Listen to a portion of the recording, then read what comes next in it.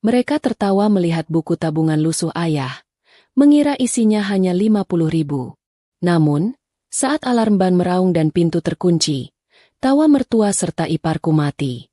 Kepala cabang bersujud padaku. Selamat datang, pemilik saham mayoritas. Kini, nasib mereka ada di tanganku. Sebelum ceritanya dimulai, silakan tulis di kolom komentar dari daerah mana saja teman-teman yang menonton cerita ini. Dan dengar cerita sambil aktivitas apa? Nyapu, ngepel, tiduran, rebahan, atau apa? Yuk kita simak ceritanya. Langit sore itu tampak kelabu, seolah turut merasakan kesedihan yang sedang menyelimuti hati Aira. Gerimis mulai turun perlahan, membasahi tanah merah yang masih basah di pemakaman umum desa. Tidak banyak orang yang datang mengantar kepergian Pak Mamat, ayah Aira. Hanya beberapa tetangga dekat dan ketua RT yang menyempatkan diri hadir. Sisanya, mungkin enggan karena hujan atau memang merasa tidak punya urusan dengan seorang tukang kebun miskin yang hidupnya menyendiri. Aira berdiri mematung di samping gundukan tanah yang masih baru itu. Matanya sembab, namun air matanya sudah kering. Gadis itu menatap nisan kayu sederhana yang bertuliskan nama ayahnya. Kini, dia benar-benar sendirian di dunia ini. Ibunya sudah meninggal saat dia masih kecil, dan sekarang satu-satunya pelindungnya, ayah, juga telah pergi selamanya karena sakit tua yang mendadak. Tidak ada harta benda, tidak ada rumah mewah, hanya sebuah gubuk reot di pinggir kebun milik orang lain yang selama ini mereka tempati atas belas kasihan pemilik tanah. Setelah para tetangga pamit pulang, Aira menyeret langkah kakinya yang terasa berat kembali ke gubuk. Suara jangkrik mulai terdengar bersahutan, menambah kesan sunyi yang mencekam. Namun, kesunyian itu tidak berlangsung lama. Dari kejauhan, terdengar deru mesin mobil yang meraung kasar, tidak sesuai dengan jalanan desa yang berbatu. Sebuah mobil SUV hitam mengkilap berhenti tepat di depan halaman gubuk Aira yang becek. Aira menghentikan langkahnya. Jantungnya berdegup kencang. Dia mengenali mobil itu. Itu adalah mobil milik Tante Lena, adik tiri dari almarhum ibunya. Tante Lena menikah dengan pengusaha material yang cukup sukses di kota, dan sejak itu hubungan mereka dengan keluarga Aira yang miskin seolah terputus.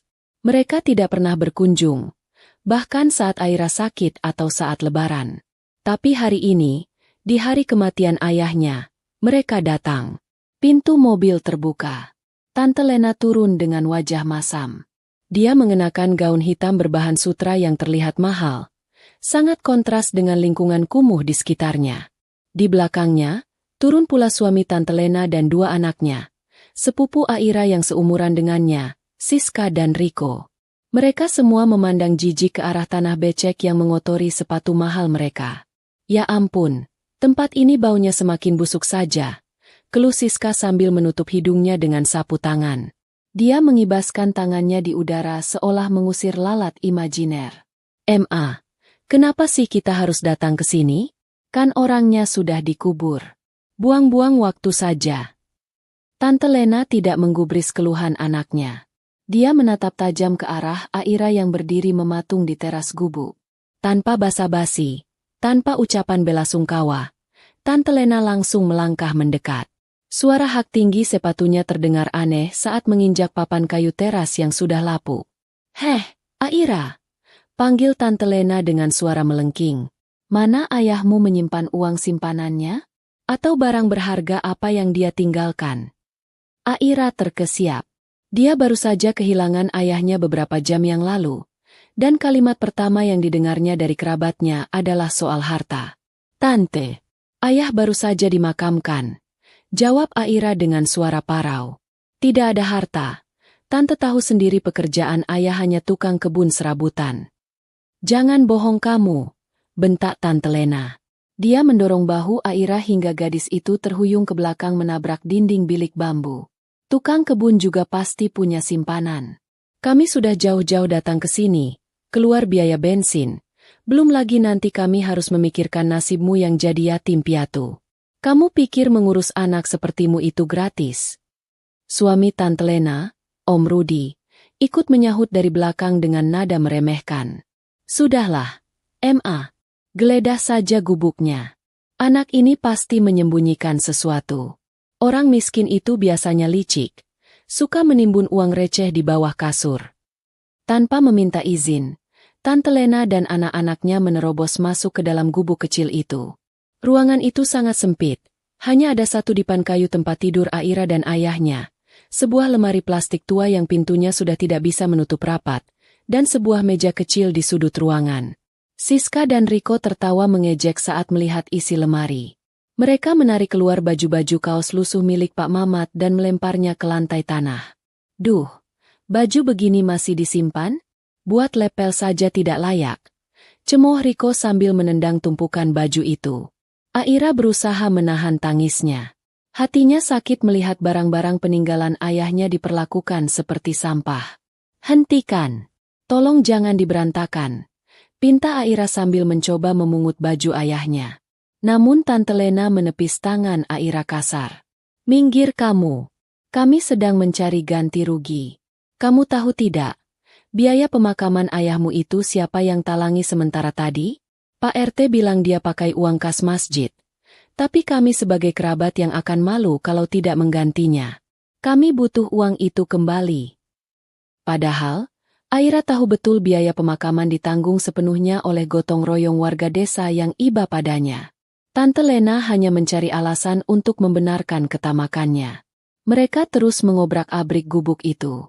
Panci-panci di dapur dibanting. Kasur kapuk yang sudah tipis dibalik-balik hingga debu beterbangan membuat mereka terbatuk-batuk. Sialan! Umpat Tante Lena setelah 10 menit mencari tanpa hasil. Keringat mulai melunturkan bedak tebal di wajahnya. Benar-benar tidak ada apa-apa di sini. Dasar tukang kebun miskin. Mati pun masih menyusahkan orang hidup. Aira hanya bisa menunduk, meremas ujung bajunya yang kusam. Hinaan itu terasa seperti sembilu yang menyayat hatinya. Ayahnya adalah orang yang jujur dan pekerja keras, meskipun hasilnya tidak seberapa. Mendengar ayahnya dihina tepat di hari kematiannya membuat dada Aira sesak. Dengar ya, Aira, kata Tante Lena sambil menunjuk wajah Aira dengan telunjuknya yang berkuku panjang dan dicat merah. Mulai besok, kamu tidak bisa tinggal di sini. Pemilik tanah ini sudah bilang mau menggusur gubuk ini. Kamu harus ikut kami. Tapi ingat, di rumahku tidak ada makan gratis. Kamu harus kerja. Jadi pembantu. Karena kami sudah memecat pembantu kami minggu lalu. Pas kali ada kamu. Jadi kami tidak perlu bayar gaji. Siska tertawa sinis. Cocok tuh. Ma. Dia kan biasa hidup kotor. Biar dia yang bersihkan kandang anjingku dan cuci baju-baju kita. Aira tidak menjawab. Dia tidak punya pilihan. Dia tidak punya uang, tidak punya rumah, dan tidak punya siapa-siapa lagi. Tawaran, atau lebih tepatnya paksaan, Tante Lena adalah satu-satunya jalan agar dia tidak tidur di jalanan, meskipun harga yang harus dibayar adalah harga dirinya. Malam itu, keluarga Tante Lena memutuskan untuk tidak menginap di gubuk reot itu. Mereka memilih menginap di hotel terdekat di kota kecamatan karena jijik dengan kondisi rumah Aira. Besok pagi-pagi sekali kami jemput. Siapkan barang-barangmu. Jangan bawa sampah-sampah ini, bawa baju seperlunya saja. Perintah Tante Lena sebelum masuk ke mobil mewahnya dan melaju pergi, meninggalkan Aira sendirian lagi dalam kegelapan dan keheningan malam yang menyakitkan. Sepeninggal mobil mewah Tante Lena, Aira kembali masuk ke dalam gubuk. Cahaya lampu templok yang remang-remang menerangi ruangan yang kini berantakan seperti kapal pecah. Baju-baju ayahnya berserakan di tanah, kasur terbalik, dan perabotan dapur bergeser dari tempatnya. Aira menghela napas panjang, mencoba menekan rasa perih di dadanya. Dia tidak boleh larut dalam kesedihan. Ayahnya selalu berpesan agar dia menjadi gadis yang kuat. Dengan sisa tenaga yang ada, Aira mulai membereskan kekacauan yang dibuat oleh kerabatnya itu. Dia melipat kembali baju-baju ayahnya dengan rapi, mencium aroma keringat dan tanah yang masih tertinggal di kain itu, aroma yang akan selalu dia rindukan. Saat dia hendak mengembalikan posisi dipan kayu ke tempat semula, matanya menangkap sesuatu yang ganjil di lantai tanah yang selama ini tertutup kaki dipan. Ada sebuah ubin semen tua yang letaknya sedikit miring, berbeda dengan permukaan tanah di sekitarnya yang rata. Aira mengerutkan kening. Seingatnya, gubuk ini beralaskan tanah liat yang dipadatkan. Tidak ada ubin sama sekali. Ayahnya tidak pernah mampu membeli semen untuk melantai rumah. Rasa penasaran mendorong Aira untuk mendekat. Dia berlutut, meletakkan lampu templok di sampingnya. Tangannya meraba permukaan ubin itu. Terasa dingin dan kasar. Dengan menggunakan ujung sendok besi yang ada di dekatnya, Aira mencoba mencongkel pinggiran ubin tersebut. Awalnya sulit karena tertimbun tanah yang mengeras. Tapi perlahan ubin itu mulai terangkat. Di balik ubin itu, terdapat sebuah lubang kecil yang digali dengan rapi. Dan di dalam lubang itu, tersimpan sebuah kotak besi kecil bekas wadah biskuit yang sudah sangat berkarat. Jantung Aira berdegup kencang. Apakah ini yang dicari Tante Lena tadi? Apakah ayah benar-benar menyimpan uang? Dengan tangan gemetar, Aira mengangkat kotak itu. Beratnya ringan, seolah kosong. Dia membuka tutupnya yang macet karena karat dengan susah payah. Kreek! Suara engsel berkarat terdengar nyaring di keheningan malam. Isinya bukan tumpukan uang merah seperti yang mungkin diharapkan orang lain. Isinya hanya sebuah buku kecil yang terbungkus plastik hitam, dan selembar foto usang. Aira mengambil foto itu terlebih dahulu. Itu adalah foto masa muda ayahnya, mengenakan jas rapi, berdiri di depan sebuah gedung megah sambil bersalaman dengan seorang pria bule. Aira ternganga. Dia tidak pernah melihat ayahnya berpakaian serapi itu. Selama ini dia hanya melihat ayahnya memakai kaos partai atau kemeja lusuh. Kemudian, Aira membuka bungkusan plastik hitam itu. Di dalamnya terdapat sebuah buku tabungan. Sampulnya berwarna biru tua yang sudah pudar. Ujung-ujungnya keriting dan dimakan rayap. Logo di depannya hampir tidak terbaca, tapi masih bisa dieja. Bank Nusa Kencana. Aira tahu bank itu. Itu adalah bank swasta terbesar dan paling elit di negara ini, tempat orang-orang super kaya menyimpan uang mereka. Cabangnya ada di pusat kota. Gedung kaca yang menjulang tinggi dan dijaga satpam-satpam bertubuh tegap. Aira membuka halaman pertama. Namanya tertera di sana sebagai ahli waris. Ditulis dengan tulisan tangan ayahnya yang tegak bersambung. Namun, saat dia membuka halaman saldo, keningnya berkerut. Tinta di halaman itu sudah luntur termakan usia dan lembab. Tidak ada angka yang jelas. Hanya ada deretan kode-kode aneh dan sebuah stempel merah di halaman terakhir transaksi yang bertanggal 20 tahun lalu. Di saldo terakhir, angka yang terlihat samar-samar hanyalah angka 5 dan 0. Sisanya kabur terkena noda air. 50, gumam Aira. 50.000. Aira tersenyum miris. Mungkin ini sisa gaji ayah dulu saat masih muda, sebelum nasib buruk menimpanya dan menjadi tukang kebun. Uang 50.000 rupiah di zaman sekarang tidak ada artinya. Mungkin cukup untuk membeli bensin Tante Lena pun tidak.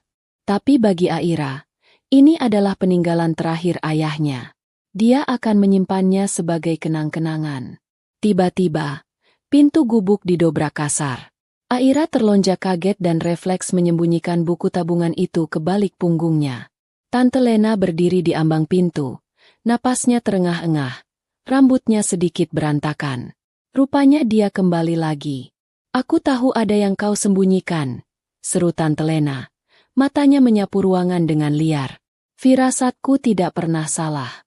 Tadi di hotel aku berpikir, kenapa ayahmu selalu melarang orang masuk ke kamar ini? Pasti ada sesuatu. Tante Lena melangkah cepat ke arah Aira. Matanya langsung tertuju pada kotak besi berkarat yang masih terbuka di lantai dan lubang bekas ubin. Aha, ketahuan kamu, maling kecil. Ini bukan maling, Tante. Ini rumah ayahku. Bela Aira mundur ketakutan. Sini berikan. Tante Lena merampas paksa apa yang ada di tangan Aira. Tenaga wanita bertubuh gempal itu jauh lebih kuat daripada Aira yang kurang gizi. Buku tabungan lusuh itu kini berpindah tangan. Tante Lena membuka plastik hitamnya dengan kasar, berharap melihat tumpukan emas atau sertifikat tanah. Tapi saat melihat buku tabungan yang sudah jamuran itu, wajahnya berubah kecewa sesaat, lalu berubah menjadi seringai mengejek. Bank Nusa Kencana. Tante Lena tertawa terbahak-bahak hingga bahunya berguncang. Hahaha, Ayahmu yang gembel ini punya rekening di bank elit? Jangan mimpi. Ini pasti buku tabungan yang dia pungut dari tempat sampah majikannya dulu buat gaya-gayaan. Dia membuka halamannya dan menyipitkan mata melihat angka yang luntur. Lihat ini. Angkanya cuma 5 dan 0. 50.000. Hahaha. Ya ampun. Aira. Kamu menyembunyikan ini seolah-olah ini harta karun?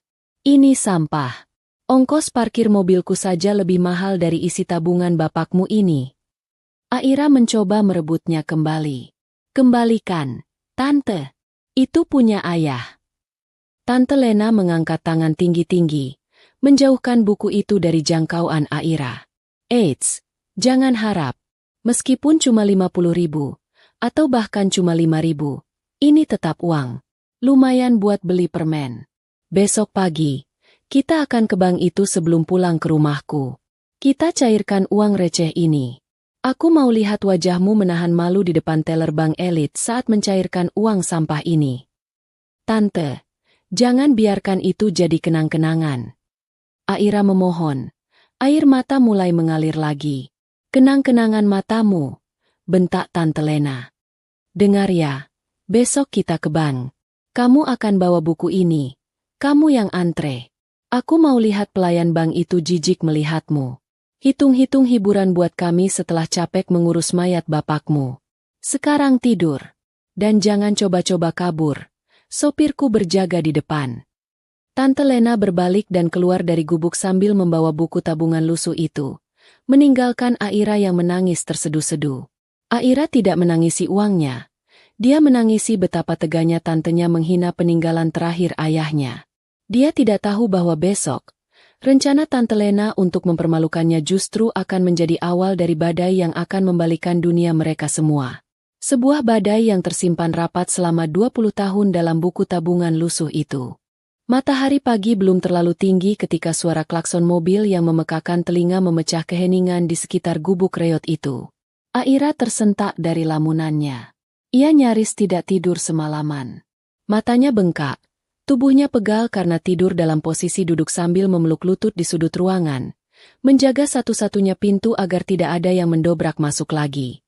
Namun, pagi ini, mimpi buruk itu berlanjut. Aira keluar dengan langkah gontai, membawa sebuah tas kain lusuh berisi beberapa helai pakaian dan foto ayahnya. Ia mengenakan baju terbaik yang dimilikinya, sebuah kemeja putih yang warnanya sudah memudar menjadi kekuningan dan rok panjang hitam bekas seragam sekolahnya dulu. Meski bersih, pakaian itu terlihat sangat menyedihkan jika dibandingkan dengan apa yang dikenakan keluarga tantenya. Di depan gubuk, mobil mewah Tante Lena sudah menunggu dengan mesin menyala. Kaca jendela mobil itu gelap, namun perlahan turun, menampakkan wajah Siska yang sedang memoles lipstik. Lama sekali sih, bentak Siska dari dalam mobil. Cepat masuk. Kami tidak punya waktu seharian menunggu anak kampung sepertimu berdandan. Lagi pula, mau didandani seperti apa juga tetap saja dekil. Aira membuka pintu belakang. Namun, kursi belakang sudah penuh dengan barang-barang belanjaan dan koper-koper besar milik keluarga Tante Lena. Hanya tersisa sedikit celah sempit di tengah, di antara Riko dan tumpukan kotak sepatu bermerek. Duduk di situ, perintah Tante Lena dari kursi depan tanpa menoleh. Dan jangan sentuh barang-barang belanjaan kami. Tanganmu berminyak. Dengan susah payah, Aira menyelipkan tubuhnya yang kurus di celah sempit itu. Riko, sepupu laki-lakinya, sengaja merentangkan kakinya lebar-lebar sehingga Aira harus duduk menekuk kakinya dengan tidak nyaman.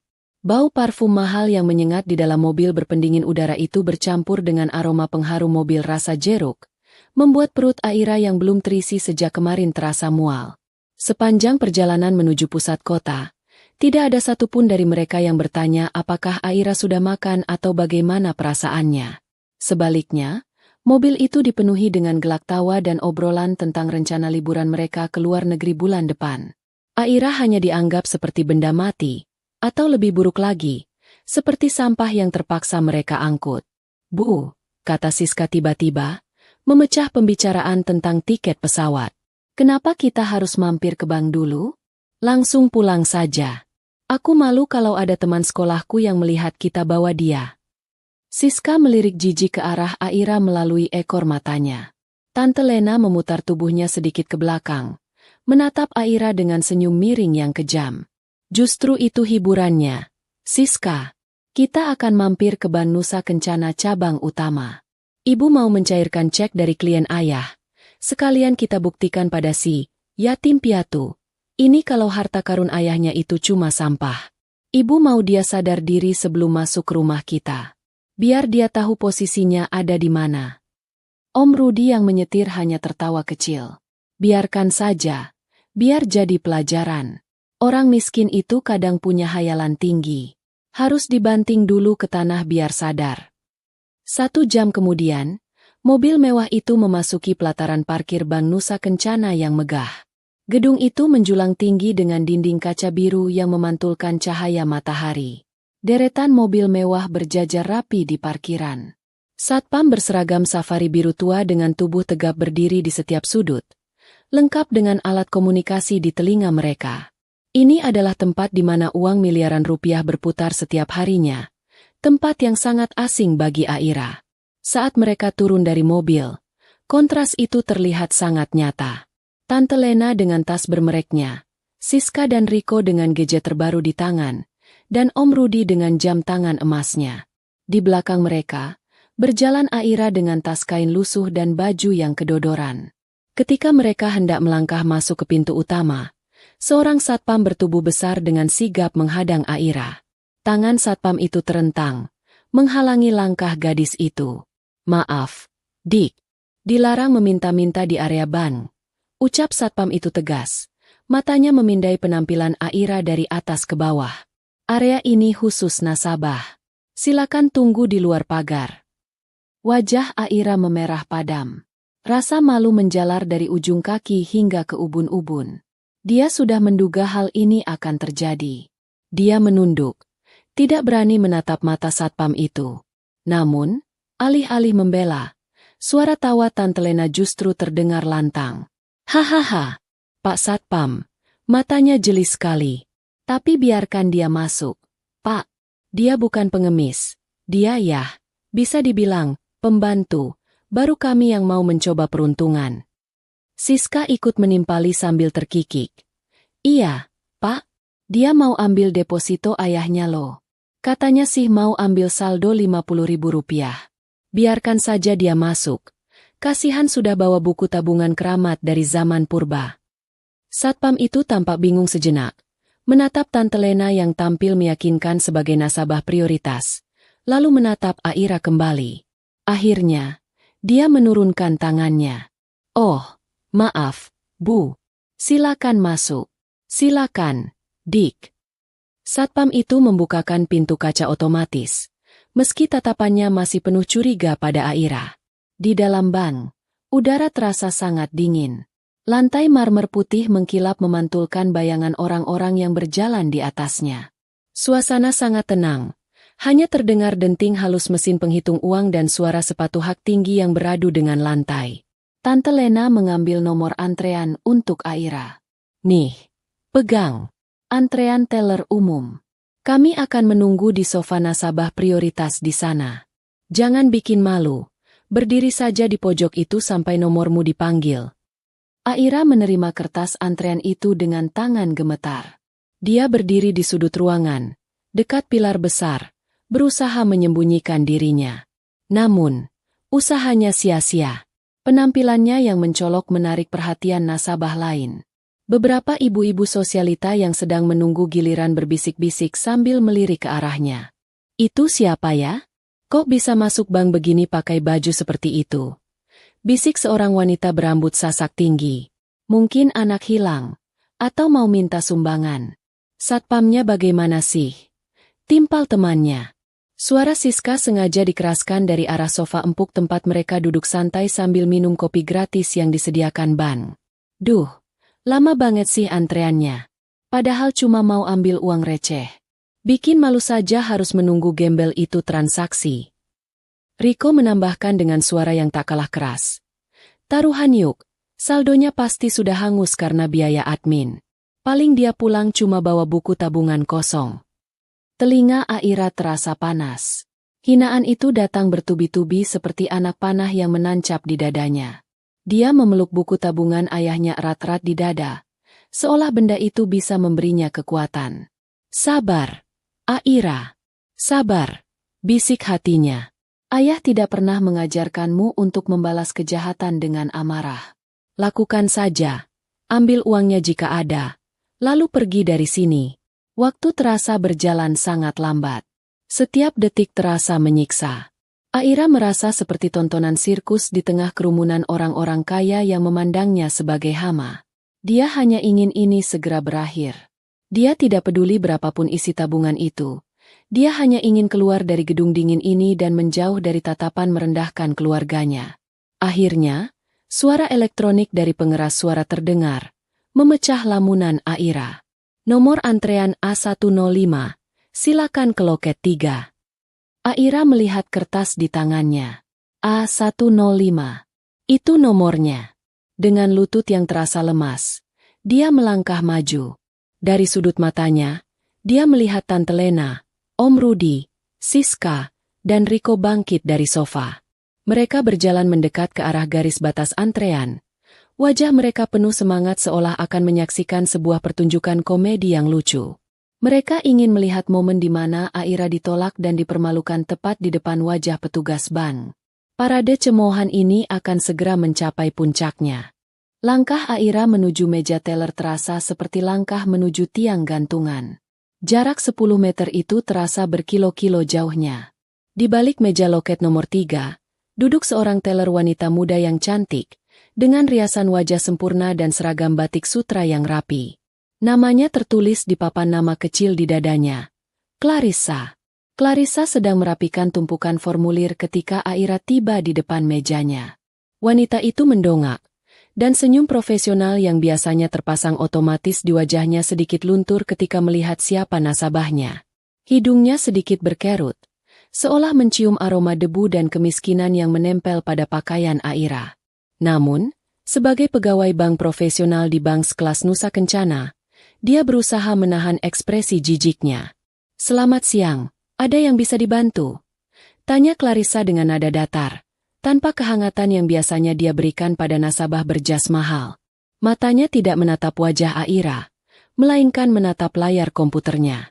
Aira meletakkan buku tabungan lusuh yang terbungkus plastik itu di atas meja marmer yang dingin. "Siang, Mbak. Saya mau cek saldo, dan kalau bisa mau ambil isinya. Ini buku tabungan almarhum ayah saya." Clarissa melirik benda itu. Buku tabungan itu terlihat sangat kotor di atas mejanya yang bersih mengkilap. Dengan enggan, dia mengambil buku itu menggunakan ujung jari telunjuk dan jempolnya, seolah-olah dia sedang memegang bangkai tikus. Dia bahkan mengambil selembar tisu dari kotak di sampingnya untuk melapisi tangannya sebelum membuka halaman buku itu. "Ini buku lama sekali," komentar Clarissa ketus. "Bank kami sudah ganti logo 3 kali sejak buku ini dicetak. Kemungkinan besar rekeningnya sudah dormant atau mati. Kalau saldonya di bawah batas minimum, otomatis sudah tutup rekening, Dik." Di belakang garis antrean, terdengar suara Tante Lena yang menyahut lantang. "Sudah saya bilangkan, itu pasti sudah hangus. Mbak Teller, langsung buang saja bukunya ke tempat sampah, biar dia tidak berhayal lagi." Tawa Siska dan Riko pecah di belakangnya. Nasabah lain menoleh. Beberapa tersenyum geli melihat tontonan itu. Aira menunduk dalam-dalam. "Tolong dicek dulu saja, Mbak. Apapun hasilnya, saya terima." Clarissa menghela napas panjang. Sebuah tanda ketidaksabaran yang sangat jelas. "Baik, saya coba input. Tapi kalau sistem menolak, berarti rekening sudah tidak ada ya?" Dengan gerakan cepat dan malas, jari-jari lentik Clarissa menari di atas keyboard. Dia menyipitkan mata membaca deretan nomor rekening yang pudar di buku tabungan itu, lalu mengetikkannya satu persatu. Tap, tap, tap. Clarissa menekan tombol enter dengan keras. "Tunggu sebentar, sistem sedang loading." Aira meremas jemarinya sendiri, berdoa dalam hati agar setidaknya ada uang cukup untuk sekadar ongkos pulang naik bus. Jadi dia tidak perlu menumpang mobil Tante Lena lagi. Namun, detik demi detik berlalu, dan Clarissa tak kunjung bicara. Aira memberanikan diri mendongak. Dia melihat sesuatu yang aneh. Clarissa tidak lagi mengetik. Wanita itu mematung. Matanya yang tadi terlihat bosan, kini terpaku pada layar monitor. Mulutnya sedikit terbuka, seolah hendak mengatakan sesuatu tapi suaranya tercekat di tenggorokan. Di layar komputer yang tidak bisa dilihat Aira, sebuah kotak peringatan berwarna merah menyala muncul. Bukan peringatan kesalahan, bukan peringatan saldo kosong. Itu adalah peringatan akses khusus. Access Code, Black Diamond, VVIP Founder Tier Status. Untouched Asset, 20 years Maturity Security Level, Maximum Alert. Wajah Clarissa yang tadinya cerah karena riasan mahal, perlahan berubah warna. Darah seolah tersedot habis dari wajahnya. Pucat pasi seperti kertas putih. Tangan Clarissa mulai gemetar. Awalnya halus, lalu semakin kencang hingga gelang emas di pergelangan tangannya berdenting pelan beradu dengan meja. Keringat dingin sebesar biji jagung mulai muncul di keningnya, merusak bedak tebalnya. "Mbak?" panggil Aira pelan, bingung melihat reaksi aneh itu. "Kenapa? Saldonya kosong ya?" Clarissa tidak menjawab. Dia tidak berani bergerak. Dia tidak berani bernapas. Matanya bergerak liar membaca angka-angka yang bergulir cepat di layarnya. Angka 0 yang berderet begitu panjang hingga dia harus menyipitkan mata untuk memastikan dia tidak sedang berhalusinasi. Dari belakang, Tante Lena yang tidak sabar melihat teller itu diam saja, melangkah maju menerobos batas antrean. "Heh, Mbak, kenapa diam saja? Saldonya 0 kan? Bilang saja. Anak ini memang cuma bikin susah. Sini kembalikan bukunya." Tante Lena menggebrak meja teller, membuat Clarissa tersentak kaget. Namun, reaksi Clarissa sungguh di luar dugaan Tante Lena. Bukannya marah atau memberikan buku itu, Clarissa justru mundur ketakutan hingga punggungnya menabrak kursi kerjanya sendiri. Dia menatap Aira dengan pandangan horor, campuran antara rasa takut yang amat sangat dan rasa hormat yang mencekam. Mbak yakin ini buku ayah Mbak?" Suara Clarissa bergetar hebat, nyaris seperti bisikan. Iya, jawab Aira ragu. "Kenapa tanya-tanya lagi sih?" Sambar Tante Lena emosi. "Itu buku bapaknya, tukang kebun miskin. Isinya paling cuma 50.000. Cepat proses biar kami bisa pulang." Clarissa menelan ludah dengan susah payah. Dia mengabaikan bentakan Tante Lena sepenuhnya. Dia tahu, wanita berisik di sebelahnya ini tidak punya gagasan sedikitpun tentang monster apa yang baru saja dia bangunkan di dalam sistem bank. Di layar komputer Clarissa, sebuah notifikasi akhir muncul berkedip-kedip. "Initiate protocol. Silent alarm. Lockdown in. Notify branch manager immediately." Tangan Clarissa yang gemetar perlahan bergerak ke bawah meja. Dia tidak punya pilihan. Ini adalah prosedur wajib untuk rekening dengan level sekuritas setinggi dewa ini. Jari telunjuknya meraba tombol panik tersembunyi di bawah meja. "Maaf," cicit Clarissa. Air mata ketakutan mulai menggenang di pelupuk matanya karena tekanan situasi yang luar biasa. Dia merasa kerdil di hadapan gadis berbaju lusuh di depannya. Saya harus memanggil atasan saya. Saya tidak punya wewenang untuk melihat angka ini. Ini terlalu besar." "Apa maksudmu terlalu besar?" Tante Lena melotot. Masih tidak paham situasi. Apanya yang besar? Baunya yang besar. Clarissa tidak menjawab. Dia menekan tombol di bawah meja. Klik. Detik itu juga, suasana di dalam bank berubah drastis. Lampu-lampu utama di langit-langit berkedip sekali, lalu mati, digantikan oleh lampu sorot darurat berwarna oranye yang berputar pelan di sudut-sudut ruangan. Suara dengungan rendah terdengar dari segala penjuru, getaran mesin hidrolik yang bekerja. Para nasabah lain mulai panik dan berdiri. Ada apa ini? Kenapa lampunya mati? Gempa. Kebakaran. Aira mundur selangkah. Ketakutan. "Mbak, saya tidak jadi ambil uangnya, kembalikan saja buku ayah." Namun sebelum Clarissa bisa menjawab, suara sirene yang memekakan telinga meraung di seluruh gedung. Bukan sirene kebakaran, melainkan sirene keamanan tingkat tinggi. Orang-orang mulai berteriak panik. Tante Lena mencengkeram lengan Siska. Apa yang terjadi? Pintu. Lihat pintunya. Teriak seorang nasabah pria sambil menunjuk ke pintu utama. Pintu kaca tempat mereka masuk tadi perlahan tertutup oleh teralis besi tebal, rolling door, yang turun secara otomatis dari langit-langit. Blaam. Pintu tertutup rapat, mengunci semua orang di dalam. Tidak ada jalan keluar. Ya Tuhan, teriak Siska histeris. Kita terkurung. Aira, apa yang kamu lakukan? Kamu bawa bom ya di tasmu? Tante Lena berbalik menatap Aira dengan wajah merah padam karena marah dan panik. Dasar anak sialan. Gara-gara uang 50.000-mu itu bank ini jadi error. Kamu mau merampok ya? Kamu memalsukan buku tabungan ya sampai polisi dipanggil. Keluarga itu mundur menjauhi Aira, seolah gadis itu adalah wabah penyakit. Mereka mengangkat tangan, memberi sinyal pada kamera CCTV dan petugas keamanan yang mulai bermunculan. Kami tidak kenal dia. Tangkap saja dia. Dia penipu. Teriak Om Rudi, mencoba menyelamatkan diri sendiri. Aira berdiri sendirian di depan meja teller, bingung, takut, dan gemetar. Air matanya tumpah. Dia tidak mengerti apa yang salah. Dia hanya membawa buku tabungan ayahnya. Kenapa jadi begini? Dia menatap Clarissa, berharap penjelasan. Tapi teller itu hanya menutup wajahnya dengan tangan. Tubuhnya merosot ke lantai di balik meja. Tak kuat menahan ketegangan melihat apa yang tertera di layarnya. Situasi semakin kacau. Dan Aira merasa dunianya runtuh. Dia mengira dia akan ditangkap polisi karena kesalahan sistem. Dia tidak tahu bahwa sirene itu bukan untuk menangkapnya, melainkan sebuah fanfar, sebuah sambutan agung, meski mengerikan, bagi pemilik sesungguhnya dari kekaisaran keuangan ini. Suasana di dalam lobi utama Bank Nusa Kencana yang semula hening dan dingin kini berubah menjadi neraka kepanikan dalam hitungan detik. Lampu-lampu darurat berwarna oranye berputar liar di setiap sudut langit-langit, melemparkan bayangan-bayangan panjang yang menakutkan ke dinding marmer. Sirene keamanan meraung-raung dengan nada tinggi yang menyakitkan telinga, seolah-olah gedung itu sedang diserang oleh pasukan musuh.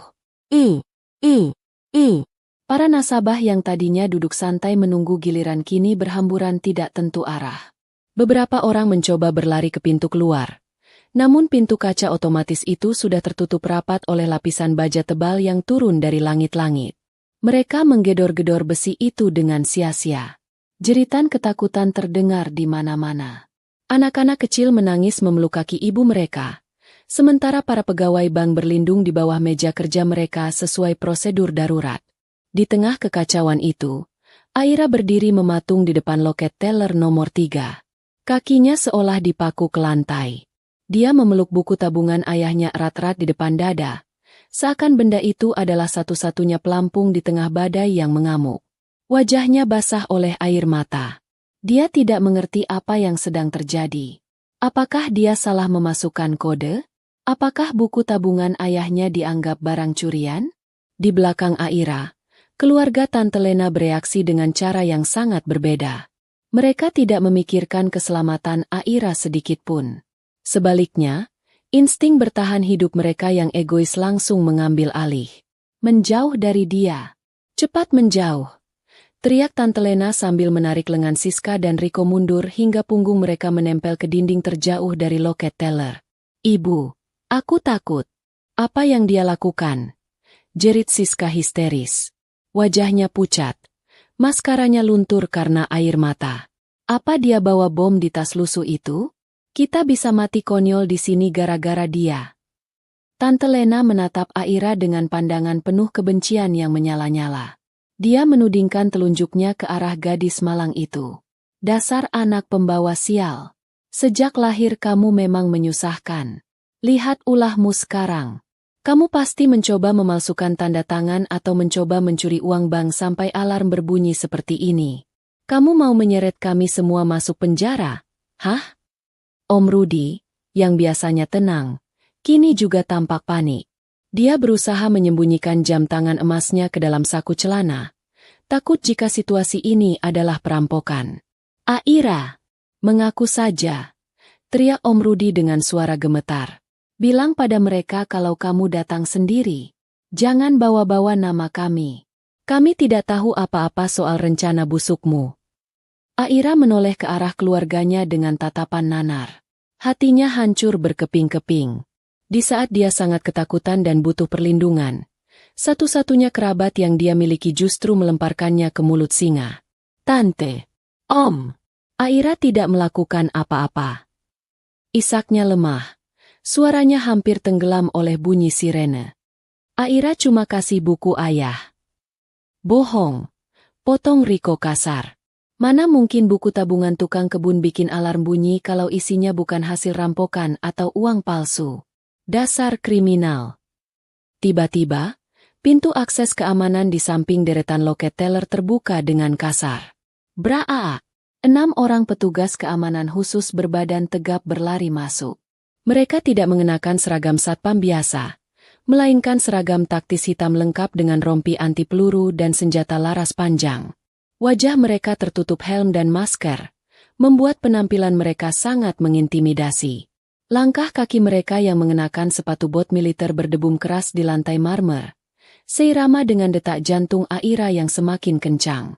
Melihat pasukan bersenjata itu, nyali Tante Lena dan keluarganya langsung ciut. Mereka semakin merapatkan tubuh ke dinding, mengangkat kedua tangan tinggi-tinggi tanda menyerah.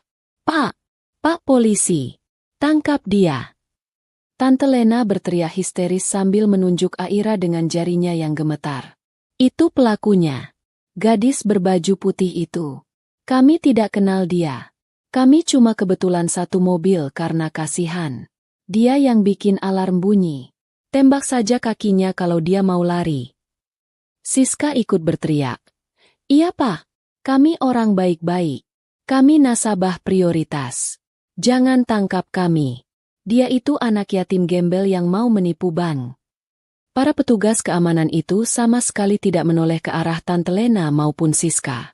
Mereka bergerak dengan formasi taktis yang presisi, langsung menuju ke arah loket nomor 3. Sasaran mereka jelas. Aira. Aira memejamkan matanya rapat-rapat. Dia sudah pasrah.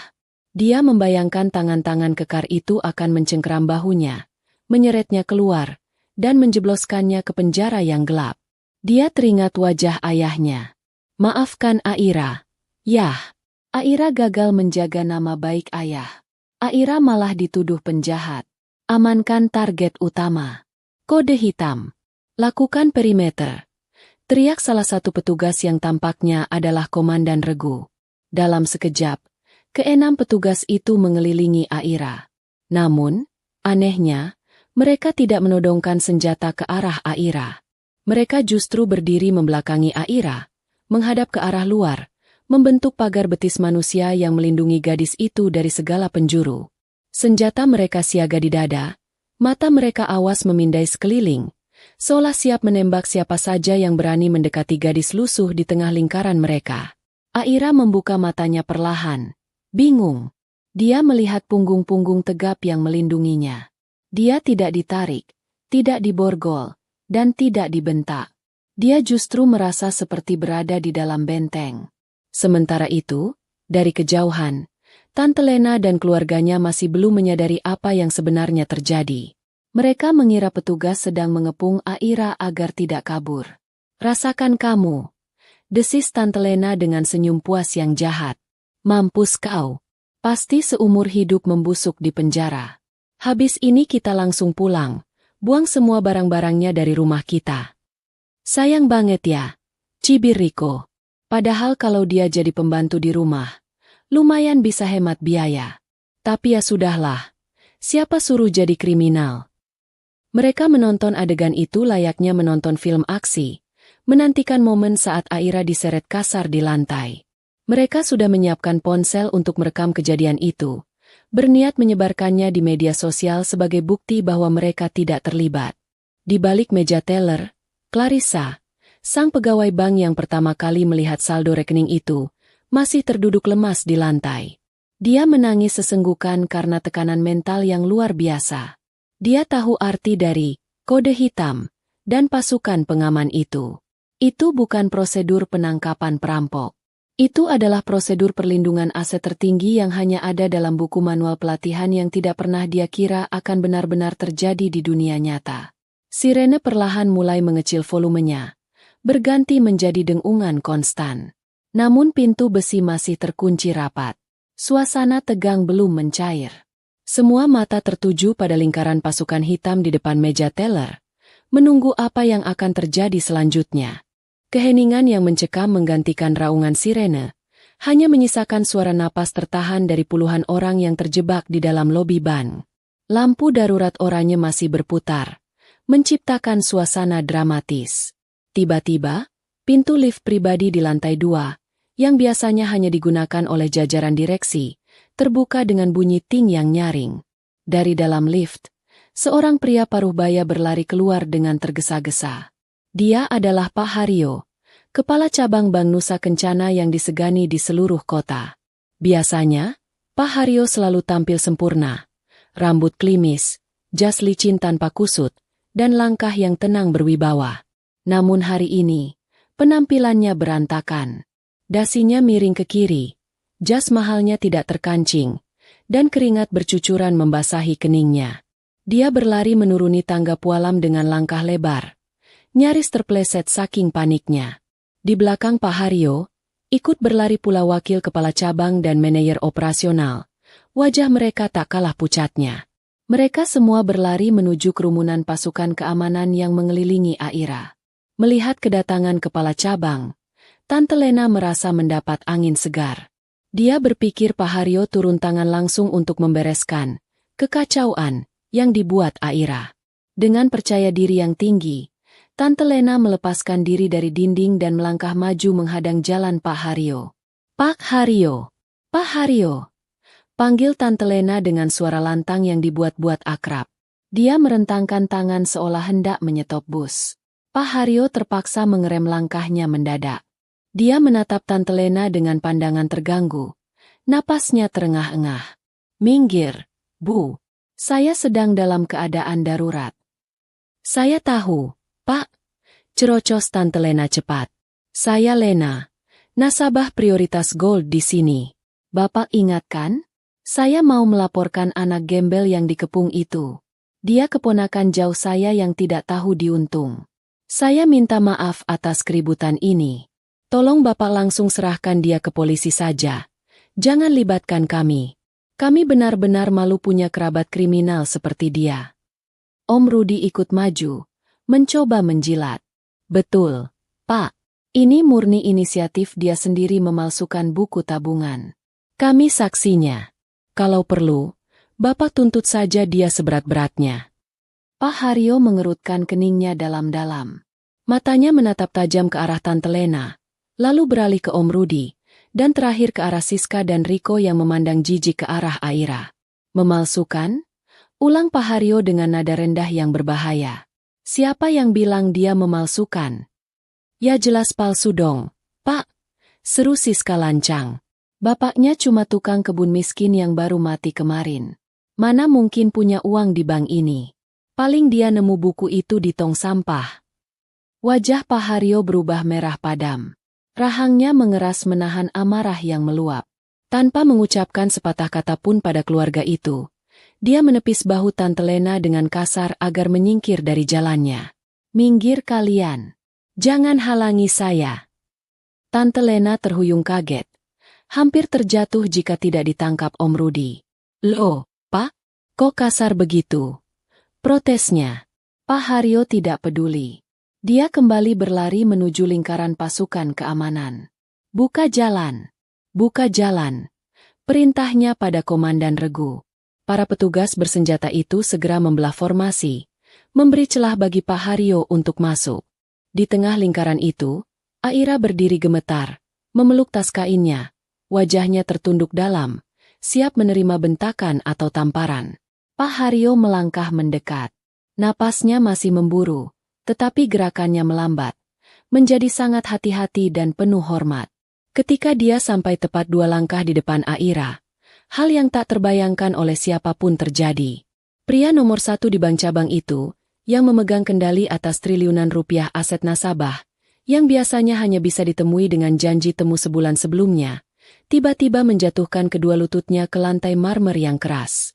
Bro, bukan hanya berlutut. Pak Haryo membungkukkan badannya, meletakkan kedua telapak tangannya di lantai, dan menempelkan keningnya ke ubin. Dia bersujud. Hening. Keheningan yang mutlak menyelimuti seluruh ruangan lobi bank. Tidak ada suara napas. Tidak ada suara isak tangis. Bahkan dengungan mesin pun seolah berhenti. Semua orang, nasabah, satpam, teller, dan terutama keluarga Tante Lena, ternganga lebar. Mata mereka melotot seolah hendak keluar dari rongganya. Siska menutup mulutnya dengan kedua tangan. Riko menjatuhkan ponselnya ke lantai. Aira yang melihat sepasang kaki berlutut di depannya memberanikan diri membuka mata. Dia terkejut setengah mati melihat pria berjas mewah itu bersujud di hadapannya. Pak, Pak, panggil Aira lirih. Suaranya bergetar ketakutan. Bapak kenapa? Jangan seperti ini. Aira minta maaf kalau Aira salah. Aira mau pulang. Pak Haryo perlahan mengangkat kepalanya. Matanya berkaca-kaca, penuh dengan rasa haru dan hormat yang mendalam. Dia tidak berdiri, tetap berlutut di kaki Aira. Mohon ampun, Nona. Suara Pak Haryo bergetar, bergema di ruangan yang sunyi itu. Mohon ampun atas kelancangan kami yang tidak mengenali Anda sejak awal. Mohon ampun atas penyambutan yang tidak layak ini. Saya. Aira bingung, mundur selangkah. Saya cuma anak Pak Mamat, Pak tukang kebun. Benar, jawab Pak Haryo tegas namun lembut. Pak Mamat, atau nama lengkap beliau Rahmat Wijaya Kusuma, adalah pendiri sekaligus pemegang saham tunggal terbesar bank ini sejak 20 tahun yang lalu. Beliau menitipkan warisan ini dalam diam, menunggu saat yang tepat ketika Anda cukup umur untuk mengambil alih. Pak Haryo menunjuk buku tabungan lusuh di tangan Aira dengan tangan gemetar. Buku itu bukan buku tabungan biasa, Nona. Itu adalah kunci akses Black Diamond. Buku itu berisi kode kepemilikan aset. Pak Haryo menarik napas panjang sebelum melanjutkan kalimat yang akan meruntuhkan dunia Tante Lena. Isinya bukan Rp50.000 seperti yang dihina oleh orang-orang bodoh itu. Suara Pak Haryo meninggi, sengaja agar terdengar oleh keluarga Tante Lena yang berdiri mematung di belakang. Isinya adalah sertifikat saham mayoritas 51% dari Ban Nusa Kencana Group, beserta dividen tunai yang terakumulasi selama 20 tahun yang belum pernah diambil sepeser pun. Nilai total aset cair yang bisa Nona gunakan detik ini juga adalah sebesar 15 triliun rupiah. Glar, rasanya seperti ada petir yang menyambar tepat di dalam ruangan itu. Selamat datang kembali, pemilik baru. Ucap Pak Haryo sambil menundukkan kepalanya lagi. Di belakang barikade keamanan, wajah Tante Lena yang tadinya merah karena marah, kini berubah menjadi seputih kapas. Darah seolah berhenti mengalir di tubuhnya. Kakinya lemas seperti jeli, dan dia harus berpegangan pada meja agar tidak ambruk. 15 triliun. Gumam Tante Lena dengan bibir membiru. Matanya kosong menatap Aira. Siska merasa dunia berputar. Riko memegangi kepalanya yang tiba-tiba pusing. Om Rudi memucat. Keringat dingin mengucur deras membasahi kemejanya. Mereka baru saja menghina, meludahi, dan mencoba memenjarakan orang yang ternyata memiliki kekayaan yang bisa membeli seluruh hidup mereka 1000 kali lipat. Aira masih terdiam, mencerna kata-kata itu. Dia menatap buku tabungan lusuh di tangannya. Buku yang dikira sampah itu ternyata adalah kerajaan yang ditinggalkan ayahnya. Ayahnya bukan sekadar tukang kebun. Ayahnya adalah raja yang menyamar, yang rela hidup menderita demi melindungi warisan ini untuk putri semata wayangnya. Ayah! Bisik Aira. Air matanya menetes jatuh ke sampul buku itu. Kali ini bukan air mata kesedihan, tapi air mata haru dan rindu. Pak Haryo akhirnya berdiri, lalu memberi isyarat pada pasukannya. Buka pintu VIP. Siapkan ruangan presiden direktur. Nona Aira butuh istirahat dan ketenangan. Lalu, tatapan Pak Haryo beralih tajam, dingin, dan mematikan ke arah keluarga Tante Lena yang masih berdiri gemetar di pojok ruangan. Dan untuk para pengganggu ini, suara Pak Haryo terdengar seperti vonis hukuman mati. Ruang lobi bank yang megah itu masih diselimuti keheningan yang menyesakkan, seolah waktu telah berhenti berputar. Kata-kata Pak Haryo, sang kepala cabang, tentang warisan senilai 15 triliun rupiah masih menggantung di udara, menciptakan efek kejut yang melumpuhkan akal sehat siapapun yang mendengarnya. Angka itu terlalu besar, terlalu fantastis, dan terlalu mustahil untuk disandingkan dengan sosok Aira yang berdiri dengan pakaian lusuh dan tubuh kurus kering. Aira sendiri masih terpaku. Dia menatap buku tabungan di tangannya dengan pandangan kabur. Buku yang selama ini dia kira hanya berisi sisa uang receh untuk membeli beras, ternyata adalah kunci dari sebuah kerajaan bisnis raksasa. Ingatan Aira melayang pada malam-malam dingin di gubuk, saat ayahnya pulang dengan punggung membungkuk, tangan kasar penuh tanah, dan wajah lelah. Ayahnya tidak pernah mengeluh. Ayahnya selalu tersenyum dan berkata, "Sabar ya, Enduk. Suatu saat nanti, kamu tidak akan kesusahan lagi." Aira mengira itu hanya kalimat penghibur dari seorang ayah yang miskin. Tapi ternyata itu adalah sebuah janji pasti. Sebuah janji yang ditepati dengan cara yang paling mengejutkan. Sementara Aira bergulat dengan rasa harunya, pemandangan di sudut ruangan menyajikan drama yang sangat berbeda. Keluarga Tante Lena, yang beberapa menit lalu berdiri dengan dagu terangkat tinggi layaknya bangsawan, kini terlihat seperti bangunan tua yang pondasinya dihancurkan gempa bumi. Wajah mereka bukan lagi pucat, melainkan abu-abu, seolah nyawa mereka telah dicabut paksa dari raga. Tante Lena adalah yang pertama kali kehilangan keseimbangan. Kakinya yang dibalut sepatu hak tinggi mahal itu gemetar hebat, tidak sanggup menopang berat badannya yang mendadak terasa bertonton. Dia merosot perlahan, berpegangan pada pinggiran meja nasabah prioritas, hingga akhirnya terduduk lemas di lantai marmer yang dingin. Matanya menatap kosong ke arah Aira, mulutnya membuka dan menutup seperti ikan yang kehabisan oksigen, namun tidak ada suara yang keluar. Otaknya yang biasanya cerdik menghitung untung rugi kini macet total. 15 triliun. Angka itu berputar-putar di kepalanya, menghancurkan egonya, membakar kesombongannya menjadi abu. Om Rudi, suami Tante Lena, bereaksi dengan cara yang lebih memalukan. Keringat dingin mengucur deras dari setiap pori-pori kulitnya, membasahi kemeja mahalnya hingga tembus pandang. Dia menyadari satu hal yang mengerikan. Bisnis material bangunannya yang dia banggakan selama ini hanyalah butiran debu jika dibandingkan dengan aset yang dimiliki keponakan yang baru saja dia hina. Lebih parah lagi, dia sadar bahwa bisnisnya memiliki pinjaman kredit macet di bank ini. Nasibnya kini berada di ujung tanduk, atau lebih tepatnya, di ujung jari telunjuk Aira. Siska dan Riko, dua sepupu yang selalu memandang Aira sebagai kotoran, kini berdiri saling berpegangan tangan dengan tubuh gemetar. Riko yang tadi dengan lantang menuduh Aira sebagai kriminal, kini menunduk dalam-dalam, tidak berani mengangkat wajahnya. Siska yang tadi jijik melihat baju Aira, kini merasa gaun mahalnya mencekik lehernya sendiri. Rasa malu, takut, dan penyesalan bercampur aduk menjadi satu adonan pahit yang harus mereka telan mentah-mentah. Pak Haryo, yang sudah berdiri tegak kembali di samping Aira, menatap keluarga itu dengan pandangan dingin yang menusuk tulang. Dia kemudian beralih menatap Aira dengan lembut. "Nona Aira," ucap Pak Haryo dengan nada hormat. "Mari saya antar ke ruangan VVIP di lantai atas. Di sana Nona bisa beristirahat, minum teh hangat, dan saya akan menjelaskan rincian aset serta menandatangani beberapa dokumen pengalihan hak. Tempat ini terlalu bising dan kotor untuk Nona." Aira mengangguk pelan. "Iya, Pak." Aira ikut saja.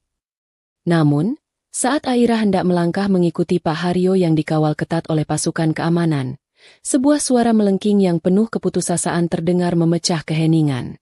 "Aira! Aira sayang! Tunggu dulu, nak!"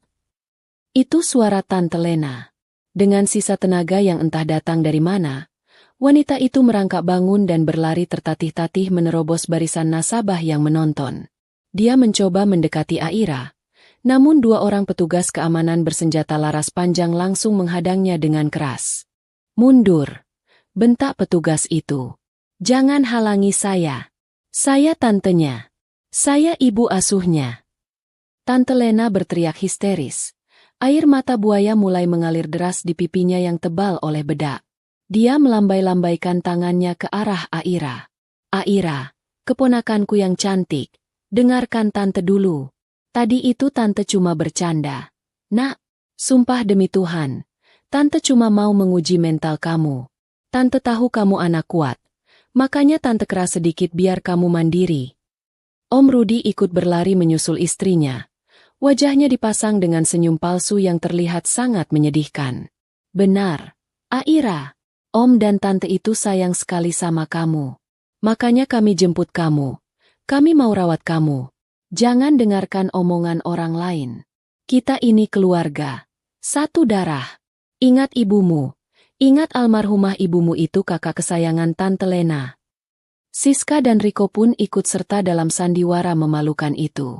Aira, maafin kita ya. Tadi itu prank doang kok. Kita mau bikin konten. Iya kan Riko? Kita mau kasih kejutan buat kamu. Seru Siska dengan suara bergetar, mencoba meraih tangan Aira. Aira menghentikan langkahnya. Dia berbalik perlahan. Wajahnya tenang, tidak ada amarah yang meledak-ledak. Namun tatapan matanya sedingin es di kutub utara. Dia menatap satu persatu wajah orang-orang yang selama hidupnya tidak pernah memberinya senyum tulus, yang membiarkan ayahnya sakit tanpa obat, yang menghina ayahnya bahkan saat tanah kuburannya masih basah. Bercanda? Tanya Aira pelan. Suaranya tidak keras, tapi terdengar jelas di seluruh lobi ban karena semua orang menahan napas mendengarkannya. Iya, bercanda, sayang. Seru Tante Lena penuh harap, mengira Aira yang polos akan luluh. Kamu tahu kan mulut Tante memang begini, tapi hati Tante baik. Ayo kita pulang. Tante masakan makanan enak. Kamu tidak perlu jadi pembantu. Kamu jadi anak emas Tante. Kamar Siska buat kamu. Ya? Siska bisa tidur di sofa. Siska mengangguk cepat meski wajahnya terpaksa. Iya, ambil saja kamarku. Aira, ambil baju-bajuku juga. Aira menggeleng pelan. Sebuah senyum miris terukir di bibirnya. Tante bilang, ayahku tukang kebun bodoh. Tante bilang bajuku bau sampah. Tante bilang aku cuma beban. Apakah itu bercanda? Itu hilaf. Nak. Tante Lena mulai panik. Aira menoleh ke arah Pak Haryo.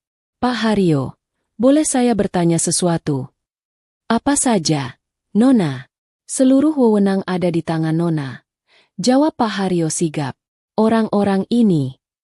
Aira menunjuk Tante Lena dan keluarganya. Apakah mereka nasabah bank ini?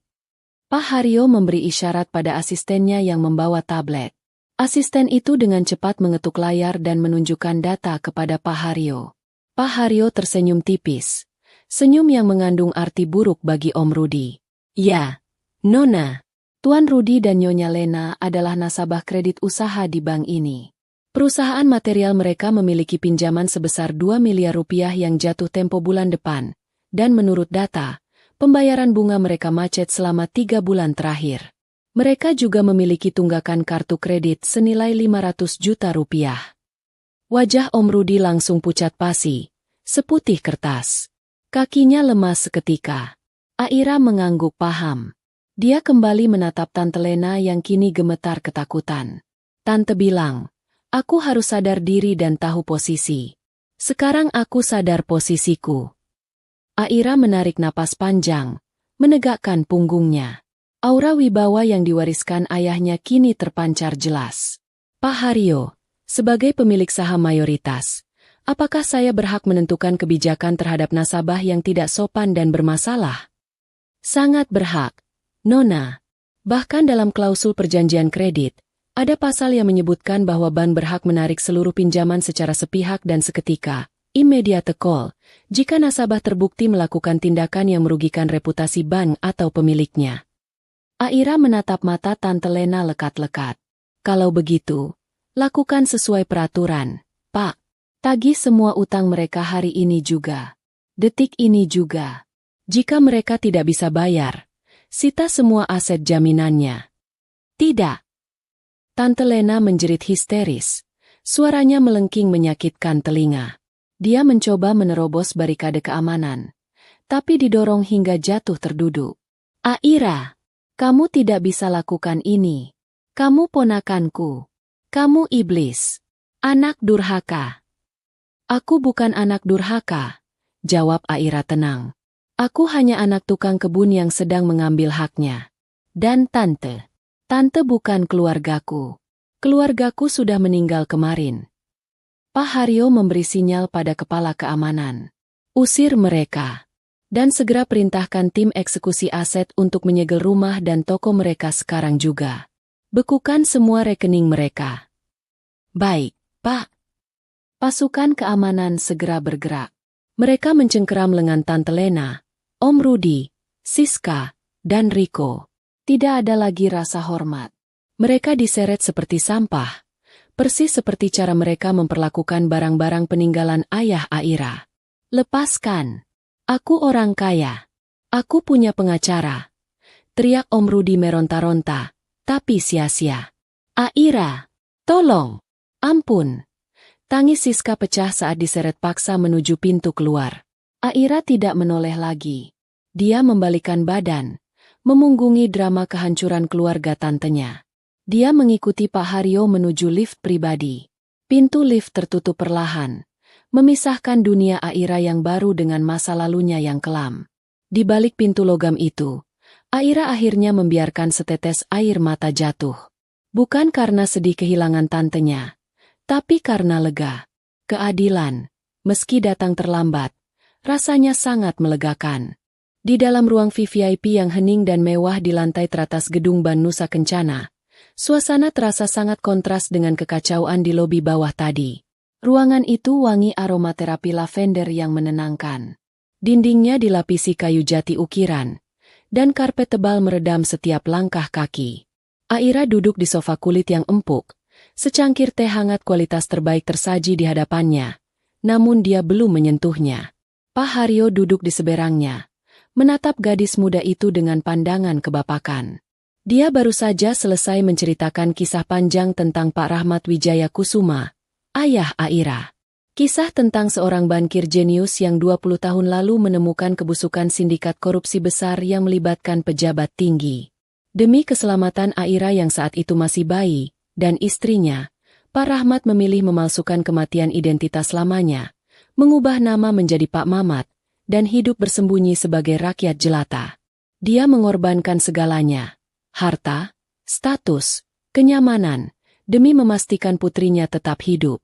Namun, sebelum menghilang, dia diam-diam mengamankan aset saham mayoritasnya dalam sebuah blind trust yang hanya bisa dibuka oleh Aira saat dewasa, atau saat dia meninggal dunia. Ayahmu adalah pahlawan, Nona Aira, kata Pak Haryo lembut. Dia tidak miskin karena tidak mampu.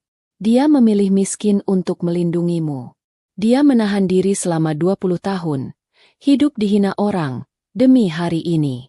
Hari di mana Anda bisa duduk di sini sebagai ratu yang sesungguhnya. Aira mengusap air matanya. Hatinya terasa sesak oleh rasa bangga sekaligus rindu yang mendalam. Terima kasih, Pak Haryo, sudah menjaga amanah ayah. Itu kehormatan bagi saya, Nona. Sekarang, mari kita bicara masa depan. Pak Haryo menyodorkan sebuah kartu debit berwarna hitam legam dengan ukiran emas, serta sebuah buku cek. Semua fasilitas sudah aktif. Nona butuh tempat tinggal, mobil, pakaian, staf kami sudah siap mengatur segalanya. Saya cuma butuh baju yang layak dulu, Pak. Jawab Aira malu-malu melihat kemejanya yang kusam. Tentu. 1 jam kemudian, Aira keluar dari ruangan ganti pribadi yang ada di suite eksekutif bank itu. Dia bukan lagi Aira si gadis kumuh. Dia mengenakan gaun sederhana namun elegan berwarna biru laut. Pilihan penata gaya yang dipanggil mendadak oleh bank. Rambutnya disisir rapi. Meski tanpa perhiasan mencolok, aura kecantikannya yang alami kini terpancar jelas. Dia terlihat seperti seorang putri bangsawan yang anggun. Mobil sudah siap di lobi VIP. Nona, kata Pak Haryo sambil membungkuk. Aira berjalan keluar gedung, bukan lewat pintu depan yang penuh kerumunan, melainkan lewat pintu samping khusus VIP. Namun, Mobil yang membawanya harus melewati area parkir depan untuk keluar kompleks bank. Saat mobil limosin hitam yang ditumpangi Aira meluncur pelan keluar area bank, Aira melihat pemandangan yang membuatnya tertegun sejenak di balik kaca jendela mobil yang gelap.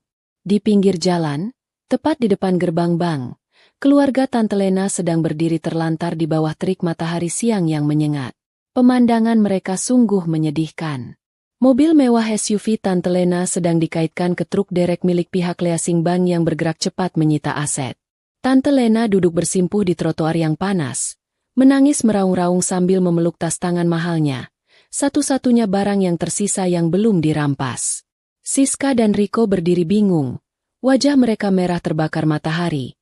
Gadget mahal mereka sudah tidak ada di tangan, mungkin sudah disita sebagai jaminan atau dijual paksa. Om Rudi terlihat sedang berdebat dengan petugas keamanan yang melarang mereka masuk kembali ke area parkir. Dasinya sudah hilang. Kemejanya basah oleh keringat. Orang-orang yang lewat menatap mereka dengan pandangan aneh, persis seperti cara mereka menatap Aira kemarin. Roda nasib telah berputar 180 derajat dengan kecepatan yang mematikan. Mereka yang tadi pagi tertawa di dalam mobil ber-AC sambil menghina Aira, kini merasakan panasnya aspal dan debu jalanan. Siska melihat mobil limosin hitam yang melintas pelan. Dia menyipitkan mata, mencoba melihat siapa di dalamnya. Kaca jendela mobil itu perlahan turun sedikit. Hanya cukup untuk memperlihatkan sepasang mata Aira yang menatap lurus ke arah mereka. Mata Siska terbelalak. Dia mengenali tatapan itu. Dia menyenggol ibunya. Ibu itu Aira. Tante Lena mendongak, melihat mobil mewah itu. Dia bangkit dan mencoba berlari mengejar. Aira tolong tante. Jangan tinggalkan kami. Kami tidak punya uang buat naik taksi. Aira. Tante Lena menggedor kaca belakang mobil. Namun mobil itu tidak berhenti. Aira tidak memerintahkan sopir untuk berhenti. Dia hanya menatap datar, lalu menekan tombol untuk menaikkan kaca jendela kembali. Mobil limosin itu melaju mulus meninggalkan keluarga Tante Lena yang berteriak-teriak histeris di pinggir jalan, ditelan debu knalpot dan kebisingan kota. Aira tidak merasa jahat. Dia hanya memberi mereka pelajaran terpenting dalam hidup, bahwa karma itu nyata, dan kesombongan adalah jalan tercepat menuju kehancuran. Dia tidak menghukum mereka. Dia hanya membiarkan mereka menuai apa yang mereka tanam. Aira bersandar di kursi kulit yang empuk. Dia memejamkan mata, membayangkan wajah ayahnya. Pak sopir, kata Aira pelan. Ya, nona muda? Jawab sopir berseragam rapi itu sopan. Antar saya ke pemakaman umum desa. Saya mau menjemput ayah. Menjemput, nona? Sopir itu bingung. Iya, saya mau memindahkan makam ayah ke tempat yang lebih layak. Di samping makam ibu. Dan saya mau membangun masjid di desa itu atas nama ayah, serta memperbaiki jalan desa agar tetangga-tetangga saya yang baik tidak kesulitan lagi. Baik, nona. Perintah dilaksanakan. Mobil berbelok arah menuju desa tempat Aira dibesarkan. Aira menatap langit biru dari balik jendela. Hatinya kini lapang. Dendam sudah terbalas bukan dengan kekerasan, tapi dengan kesuksesan. Dia tahu jalan di depannya masih panjang. Mengelola uang triliunan rupiah bukan hal mudah. Tapi dia memiliki darah ayahnya. Darah seorang pejuang. Aira tersenyum. Untuk pertama kalinya dalam hidupnya, dia tidak lagi merasa takut akan hari esok. Dia bukan lagi anak tukang kebun yang bisa diinjak-injak. Dia adalah pemilik takdirnya sendiri. Dan cerita tentang gadis yatim dengan buku tabungan lusuh itu pun berakhir. Menjadi legenda yang akan diceritakan turun-temurun di kota itu, sebagai peringatan bagi siapa saja yang berani menilai seseorang hanya dari pakaian luarnya. Tamat.